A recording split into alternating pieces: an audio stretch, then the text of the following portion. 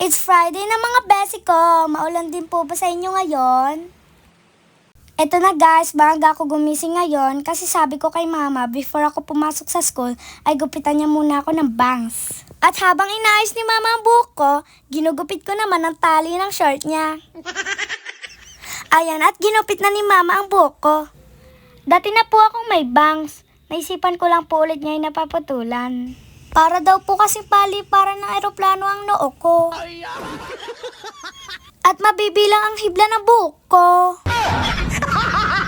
Pero ngayon, sa haba ng buhok ko, nainis na si mama pag sinusuklayan ako. Ayan na nga po at natapos na. Konti lang po pinabawas ko. O bagay po ba sa akin mga besi ko? O bawasan pa ng konti? Kayo po, sa tingin nyo? Siyempre, konting aura-aura lang bago maligo ang beshi nyo. Fast forward, nakaligo na po ako bago kumain.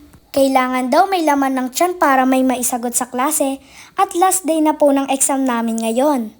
Ayan nga po at nag-blower na ako ng buhok. Matagal kasi matuyo ang buhok ko, kaya kailangan i-blower.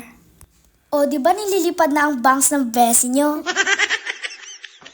Inihahanda ko na po ang gamit ko. Konti lang po ang dala ko dahil exam namin ngayon. Hindi kailangan ng madaming gamit.